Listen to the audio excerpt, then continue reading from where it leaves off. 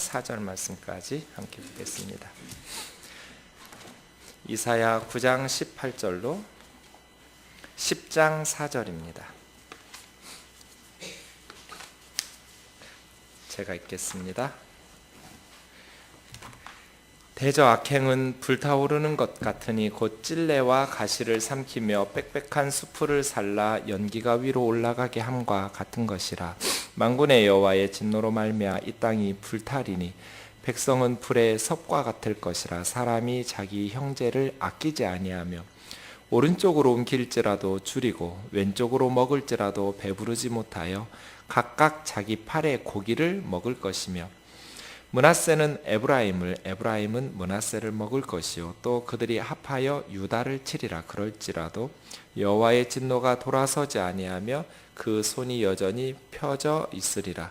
불의한 법령을 만들며 불의한 말을 기록하며 가난한 자를 불공평하게 판결하여 가난한 내 백성의 권리를 박탈하며 과부에게 토색하고 고아의 것을 약탈하는 자는 화 있을진저. 벌하시는 날과 멀리서 오는 환난 때에 너희가 어떻게 하려느냐. 누구에게로 도망하여 도움을 구하겠으며 너희의 영화를 어느 곳에 두려느냐. 포로된 자 아래 굽으리며 죽임을 당한 자 아래 엎드러질 따름이니라. 그럴지라도 여호와의 진노가 돌아서지 아니하며 그의 손이 여전히 펴져 있으리라. 아멘. 지난주에 이어서 하나님께서 북이스라엘을 심판하시는 말씀입니다. 8절 말씀부터 하나님께서 이스라엘을 심판하시는 말씀이 시작되었는데요. 9장 8절 말씀에 하나님께서는 말씀을 보내셨음에도 불구하고, 이사야도 보내잖아요. 호세아나 아모스나 부지런히 하나님께서 선지자들을 파송하셔서 하나님의 말씀을 전하셨음에도 불구하고 이스라엘 사람들이 그 말씀을 무시하고, 교만이죠. 자기 스스로의 자만과 교만에 빠져서 하나님의 말씀을 거부한 결과 이스라엘은 망할 수밖에 없었다는 것입니다. 그래서 평안과 저주는 하나님의 말씀에 대한 태도에 달려있다라고 우리가 함께 묵상해 보았습니다. 그렇게 8절에서부터 12절 말씀까지 하나님의 말씀을 거부해서 망할 수밖에 없는 북이스라엘을 이야기했고요. 13절에서 17절까지는 지도자들의 붕괴, 이스라엘을 이끌어가야 될 지도자들이 타락하고 백성들을 어리석은 길, 멸망의 길로 미혹하여 끌고 가므로 이스라엘이 멸망할 수밖에 없었음을 이야기했습니다. 이제 18절부터 오늘 본문은 세 번째 단락인데요. 리더들이 그렇게 붕괴되니까, 잘못된 길로 백성들을 이끌게 되니까 그 사회가 어떻게 되겠어요? 혼란할 수밖에 없겠죠. 그리고 10장 1절에서 4절까지는 마지막 네 번째 단락인데, 그 사회의 타락으로 인해서 하나님의 심판이 임할 것이라고 이야기합니다. 반복되는 말씀이 9장 21절 끝에 보시면, 그러할지라도 여호와의 진노가 돌아서지 아니하며 하나님의 손이 여전히 펴져 있으리라. 10장 4절에서도 그럴지라도 여호와의 진노가 돌아서지 아니하며 그의 손이 여전히 펴져 있으리라. 나라 망한 거거든요. 하나님께서 북이스라엘을 아수르를 통해서 10장 3절에 보면 멀리서 오는 환난 이렇게 표현했어요. 멀리서 오는 군대, 아수르 군대를 통해서 북이스라엘을 심판하신다는 거예요. 그렇게 이스라엘이 심판을 받으면 둘 중 하나거든요. 포로로 끌려가든지 죽든지. 그럴지라도 하나님의 진노가 풀리지 않고 하나님의 진노의 손이 여전히 펼쳐져 있을 것이라고. 도대체 이스라엘이 어땠길래 하나님께서 이방의 군대를 끌어들여서 나라를 망하게 하시고, 나라가 망하고 그들이 고통 가운데에서 죽어 나자빠지고 포로로 노예로 끌려가서 말로 형용할 수 없는 고통을 받는 삶을, 힘겨운 삶을 삶에도 불구하고 하나님의 분노가 풀리지 않았겠어요? 도대체 이스라엘 사람들이 어떻게 살았길래 하나님의 분노가 풀리지 않았을까? 하나님의 심판의 손을 거둬들이지 않으셨을까? 이렇게 어떤 나라가 하나님께서 보실 때 더 이상 존재할 만한 가치가 없는 나라라고 판단하실까? 이건 나라뿐 아니라 개인과 가정과 교회도 마찬가지겠죠? 도대체 어떤 사람, 또 어떤 공동체가 더 이상 존재할 가치가 없는 그런 사람이라고 하나님께서 판단하고 계실까입니다. 우선 세 번째 단락 18절부터 보겠습니다. 이사야 9장 18절입니다. 대저 악행은 불타오르는 것 같다. 악을 행하는 것이, 악행이 불타오르는 불과 같다는 거예요. 세 가지 면에서 그렇습니다. 악행이 불타오르는 불과 같은 것은 첫 번째, 찔레와 가시를 삼키며, 찔레와 가시는 악을 행하는 사람들, 또 그 사회, 이런 거겠죠. 악을 행하니까 찔레와 가시가 나오겠죠. 악을 행한 결과거든요. 그리고 악을 행한 사람들이라고 말할 수도 있어요. 그런데 그 악행이 그 악을 행하는 사람들을 불사른다. 그리고 그들이 악을 행함으로써, 악행으로써 그들이 그 결과를 되돌려 받는 것이죠. 두 번째는 악행이 타오르는 불과 같다라는 것은 빽빽한 수풀을 사르기 때문에, 삽시간에 사회 전체를 불사른다. 악행은 처음에는 찔레와 가시를 삼키지만 이것이 걷잡을 수 없이 퍼져가서 사회 전체를 불사르게 된다. 급속도로 악행이 번져가서 그것이 그 사회를 불사른다. 세 번째, 악행은 연기가 위로 올라가는 것과 같아서 불과 같다는 거예요. 연기가, 불이 나면 하늘로 올라가듯이 하나님의 백성들의 악행은 하나님께 상달돼서 결과적으로 19절에 만군의 여호와의 진노를 초래하겠죠. 이렇게 세 가지 의미로 악행이 타오르는 불과 같다. 악행은 악을 행하는 사람과 그 사회를 집어삼킨다. 되돌려 받는다. 그리고 삽시간에 온 사회에 퍼져가서 걷잡을 수 없이 산불처럼 들불처럼 퍼져가기 때문에 그 사회를 망하게 한다. 그리고 연기가 위로 올라가는 것처럼 하나님께 상달돼서 하나님의 진노를 초래하게 된다. 그래서 악을 행하는 것은 불과 같다. 타오르는 불과 같다. 만군의 여호와의 진노, 만군의 여호와, 누구도 막을 수 없는 하나님이에요. 그 하나님의 진노가 이 땅에 악행으로 말미암아 쏟아져 내리는데, 그러니 백성이 불의 섭과 같다는 거예요. 섭이라는 것은 옷술의 끝에 붙어 있는 그런 것도 섭이라고 하지만 여기서는 뗄감, 뗄나무 섭이라고 그래요. 불의 섭. 사실 이 단어가 성경에 찾아보니까 원어로는 2번 쓰였는데요. 이사야 9장에만 쓰였어요. 5절에 한 번, 여기 나오는 19절에 한 번. 섭이라고 번역된, 봤더니 영어 성경은 다 퓨얼, 연료라고, 기름 같은 연료라고 번역해놨어요. 네, 그래서예요. 백성들이 연료처럼, 뗄나무처럼 하나님께서 진노를 바라시니까 백성들이 연료처럼 타게 된다는 것이죠. 막을 수 없다는 거예요. 사람이 자기의 형제를 아끼지 아니하며, 이게 이제 두 가지 측면이 있는데요. 하나는 이 19절 하반절부터는 죄의 본질, 죄가 어떤 성격이 있는가. 죄의 본질은 탐욕이거든요. 탐욕인데 만족을 모르는 탐욕이에요. 그래서 형제끼리도 해치는 그런 탐욕스러움, 형제지간에도 갈등과 싸움을 불러일으키는, 형제를 아끼지 아니하는 그런 심판. 그리고 오른쪽으로 움켜도 굶주리고 왼쪽으로 먹을지라도 배부르지 못하여 자기 팔의 고기를 먹을 것이다. 이 탐욕이 왼쪽이든 오른쪽이든, 왼쪽으로 돌아서서 보이는 거 다 집어삼켜 먹고 오른쪽으로 돌아서서 보이는 거 다 집어 먹어도 배부름을 모르고 만족을 몰라서 급기야는 자기 팔의 살을 뜯어 먹을 그러한 탐욕. 21절은 므낫세와 에브라임, 므낫세는 에브라임 지파를, 에브라임 지파는 므낫세 지파를 서로 뜯어 먹을 거다. 에브라임과 므낫세 두 지파는 북이스라엘 10지파 중에 대표적인 지파이고 요셉의 두 아들 요셉 지파의 형제예요. 특별히. 그러니까 북이스라엘을 대표하는 두 지파 간의 유대감이 깨진다는 거죠. 지도자들이 붕괴해요. 탐욕 때문에.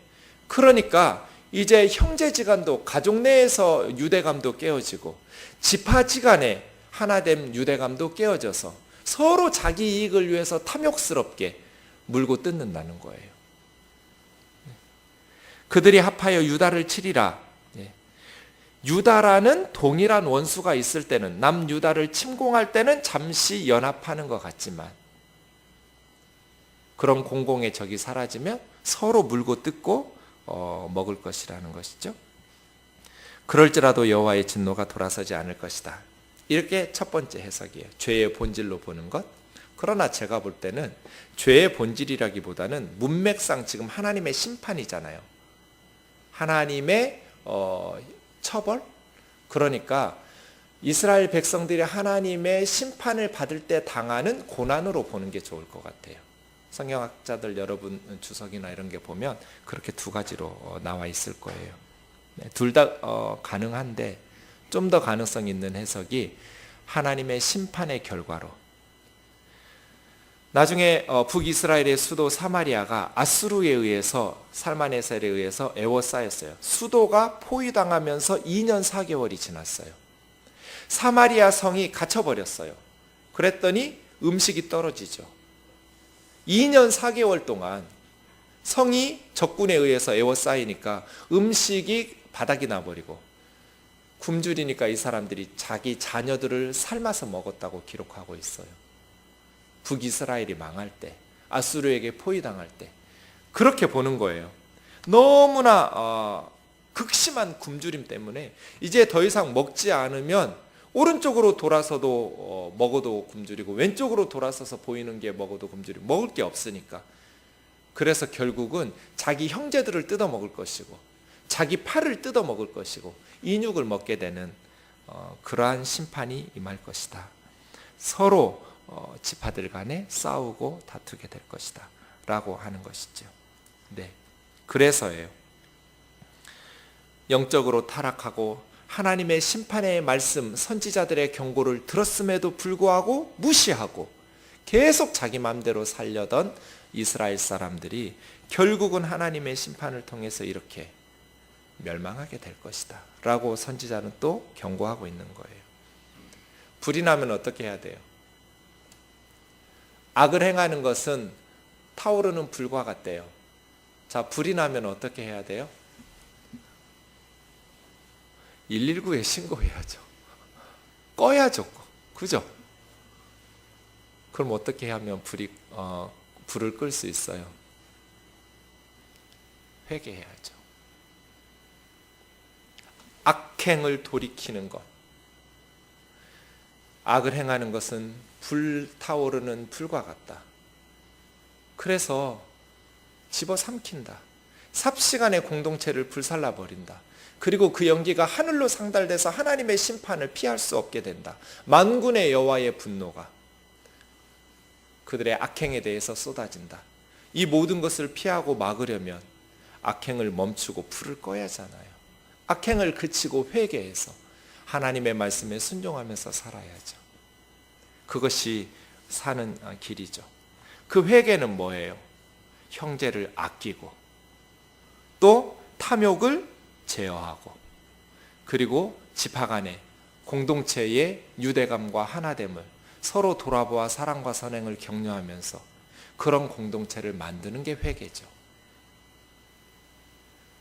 브레이크 없는 자동차, 빠르게 달릴 줄만 아는 자동차를 탄 사람은 그건 죽는 거예요. 탐욕이 그래요.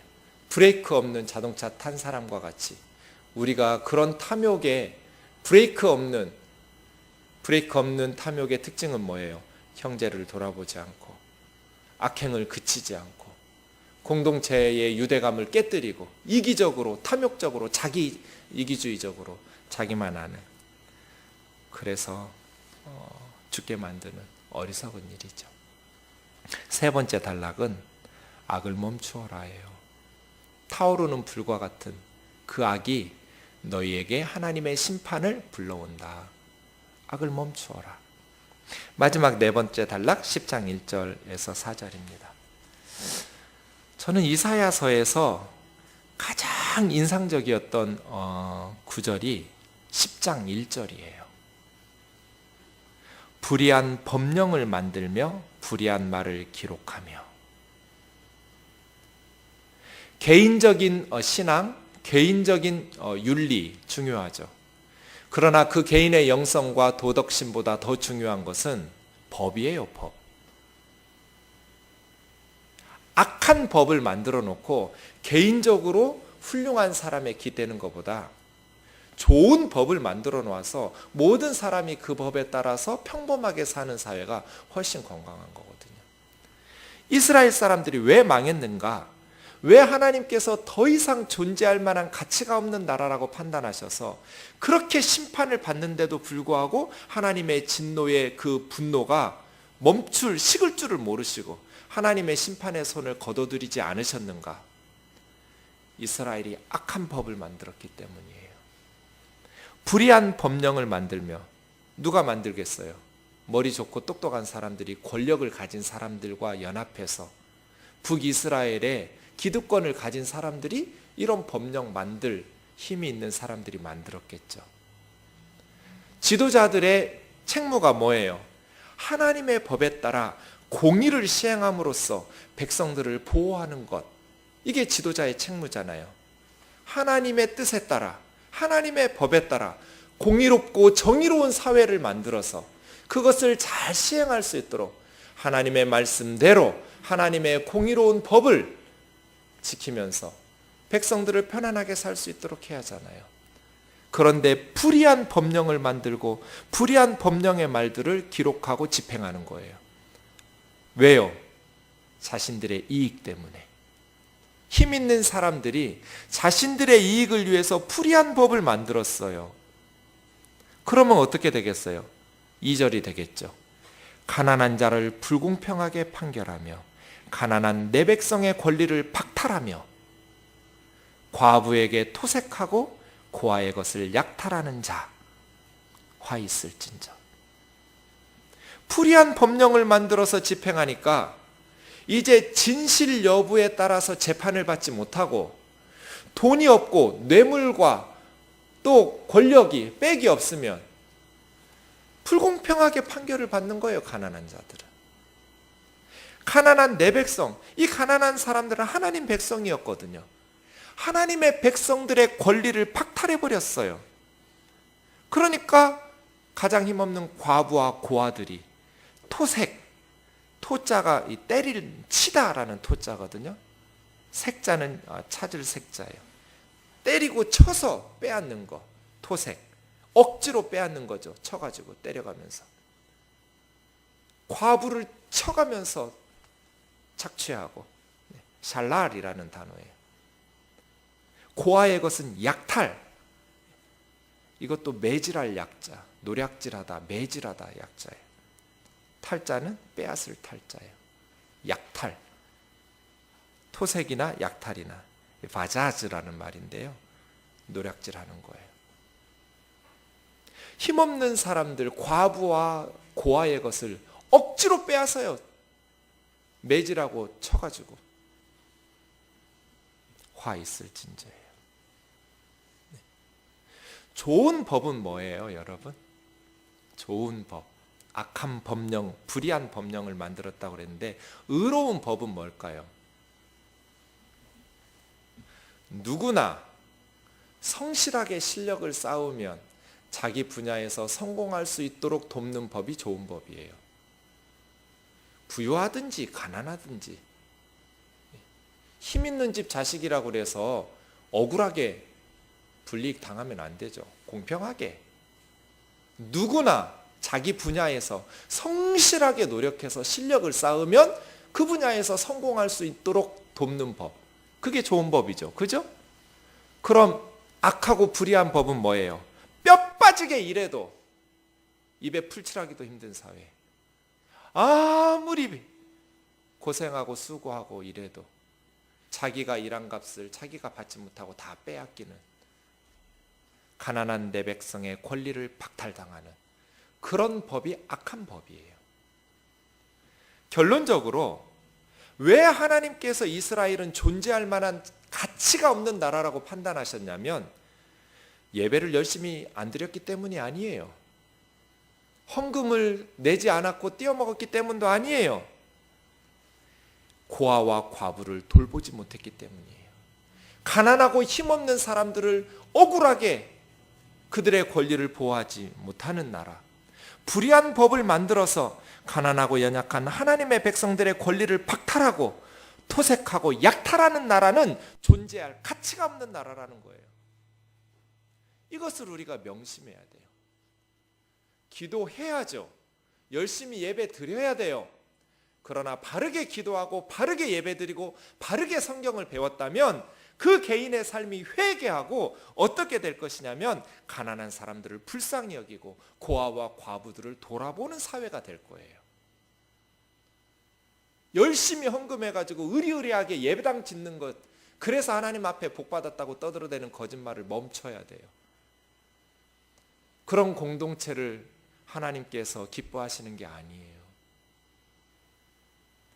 자기 자만에 빠져서 하나님이 선지자들을 보내셔서 계속 심판의 메시지를 경고하심에도 불구하고 가난한 하나님의 백성의 권리를 박탈하고 죽도록 일하고 공부해도 제대로 성공할 수 없고 가정을 꾸려갈 수 없고 입에 풀칠하기도 어려워. 그러면 북이스라엘의 구체적으로 이런 법이 뭘까요? 여러분 미가서 6장 16절 보세요. 미가서 6장 16절 뒤로 좀 가시면요, 미가 선지자의 메시지를 좀 봅시다. 신약성경 1296쪽입니다. 미가 선지자는 이사야 선지자하고 동시대 선지자예요. 이사야와 동시대에 하나님의 말씀을 선포했던 선지자가 미가예요. 미가서 6장 16절이요. 시작. 너희가 오므리의 율례와 아합집의 모든 예법을 지키고 그들의 전통을 따르니 내가 너희를 황폐하게 하며 그 주민을 사람의 조속거리로 만들리라. 너희가 내 백성의 수욕을 담당하리라. 여기 보시면 오므리의 율례, 아합집의 예법, 오므리의 율례라는 게 나와요. 오므리는 아합의 아버지예요. 아합은 이세벨이라는 북쪽에 두로와 시돈의 공주를 데려와서 통치했던 북이스라엘의 왕이에요. 오므리, 아합의 아버지가 며느리를 잘못 들였어요. 자기 아들 아합을 위해서 우상 숭배하는 정략적인 결혼, 외교적인 정치적인 결혼한 거죠. 그러면서 이 이세벨이 오면서 오므리가 만들어냈던 오므리의 율례가 있어요. 불의한 법령을 만들어서 불의한 법으로 기록하면서 시행한 오므리의 율례. 이게 뭐예요? 나봇의 포도원 사건. 이스라엘 백성들의 삶의 근간을 뿌리채 흔들어버린 사건이 나봇의 포도원을 강제로 빼앗은 사건이에요. 왕궁 앞에 나봇이라는 사람의 포도원이 있었어요. 아합 왕이 정원을 좀 거기까지 넓혔으면 좋겠어요. 돈을 줄까 아니면 다른 지역에 좋은 땅을 줄까. 그런데 나봇이 하나님의 말씀을 왕에게 들이대는 거예요. 우리 조상적부터 물려받았던 기업이기 때문에 이것은 매매할 수 없다. 그랬더니 그 말을 듣고 왕이 신음을 해요. 좀 저것 좀 줬으면 좋겠는데. 그 남편의 고민을 듣고 이세벨이 뭐 그런 걸 가지고 고민하느냐고. 이 여자는 희년법을 몰라요. 이스라엘의 법을 모르고 지주, 토지를 영구 소유할 수 있는 그런 데서 한 번 사면 영원히 자녀에게 세습하는 영구 토지 소유법인 그러한 나라에서 살다 왔으니까 깡패들 거짓 증인 세워서 나봇이라는 사람이 하나님을 모욕하고 왕을 모욕했다고 거짓 증인 재판에서 사형시켜 버렸어요.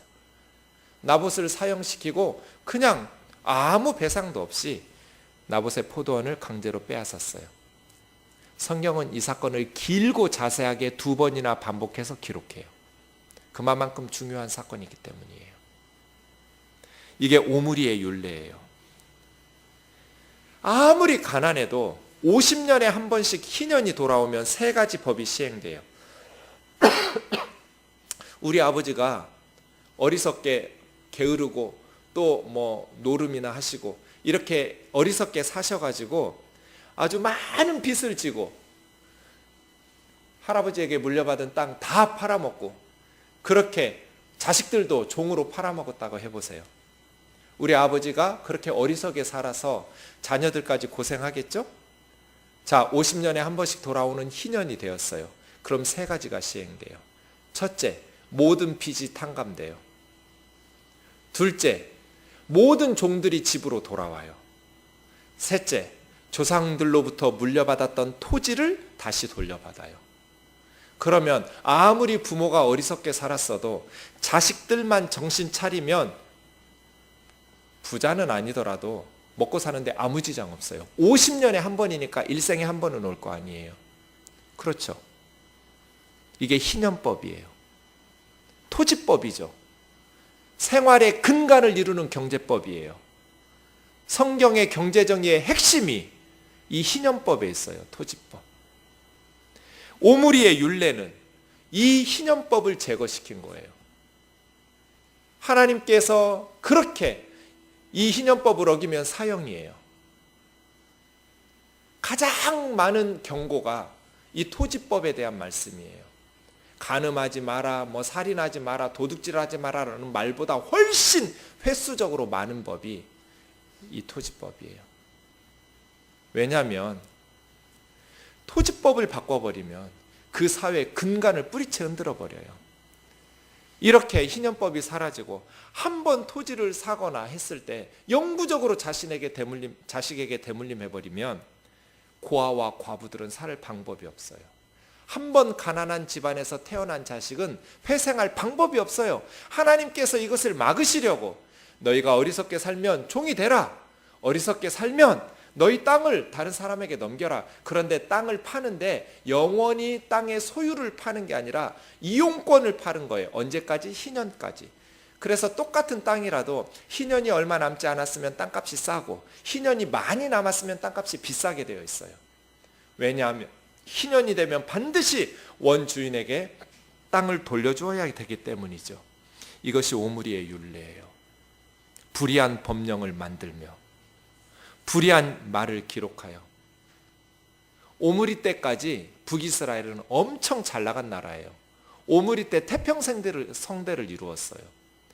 그런데 그의 아들 아합이 이세벨이라는 여자와 결혼하면서 불의한 법령을 만들고 하나님의 법이 무시되면서 북이스라엘은 내리막길로 치닫으면서 망한 거예요.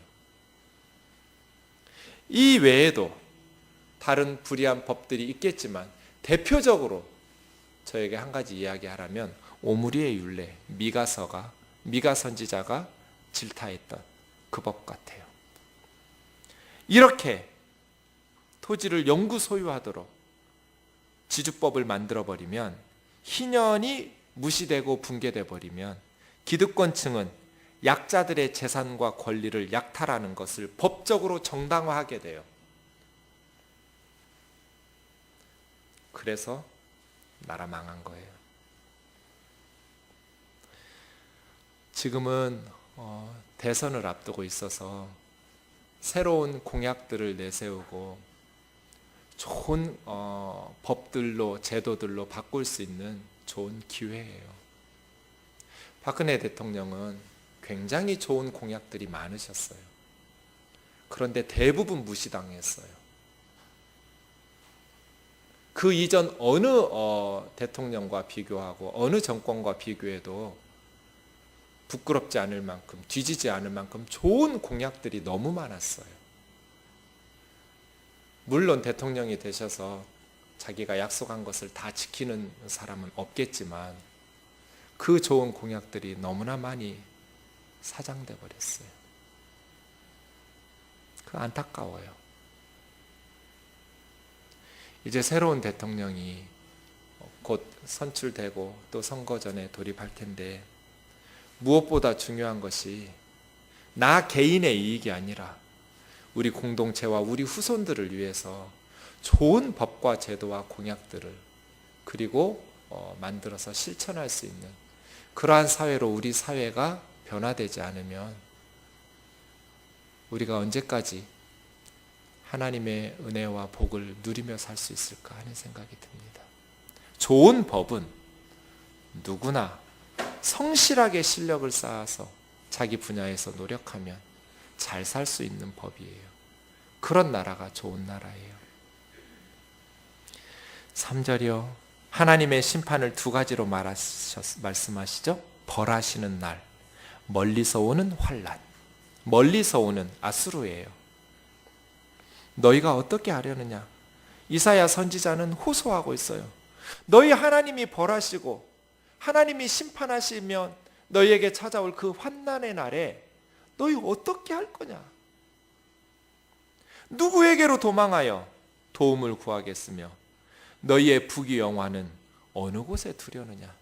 너희가 그렇게 고아와 과부의 것을 토색하고 약탈하면서 연약한 사람들 것을 착취하고 만족할 줄 모르고 브레이크 없는 탐욕을 부려서 그렇게 공동체를 파괴해 가면서까지 이기적으로 불의한 법령을 만들고 하나님의 법을 뜯어 고치면서까지 그렇게 쌓아놓았던 너희의 영광을 어느 곳에 두려느냐? 그런데 그렇게 외쳐도 말 안 들어요. 교만하고 안일함에 빠져서 말이에요. 그래서 꼭 꿀통 속에 빠져 죽은 벌레들 같아요. 제가 어느 날 그거 봤거든요. 꿀을 먹으려고 딱 뚜껑을 열었는데 어떻게 그 뚜껑을 뚫고 얘들이 들어갔나 모르겠어요. 열려있을 때 들어갔는지 못 빠져나오고 죽은 거예요. 야, 얘들의 마지막은 참 행복하긴 했을까? 단 꿀을 막 먹다가 조금 먹고 하다 점점 깊이 들어가서 빠져 죽은 거예요. 내가 그렇게 살고 있지는 않을까? 우리 띵들 식구들이 그렇게 살지는 않으실까? 브레이크 없는 탐욕에 하나님의 경고의 말씀을 들어도 중요한 건 뭐예요? 하나님 기뻐하시는 것? 굿 릴레이션십, 좋은 관계. 아내와의 좋은 관계, 남편과의 좋은 관계, 자녀들과의 부모와의 좋은 관계, 형제들 간의 좋은 관계, 이웃과의 좋은 관계, 더불어 함께 잘 사는 것. 내 거 좀 손해보아도, 내 거 좀 나누어도. 그런 법, 그런 제도, 그런 실천이 있어야죠. 네. 물론 앞으로 좀 수정이 필요하겠지만 김영란법 전 좀 부끄럽긴 해요.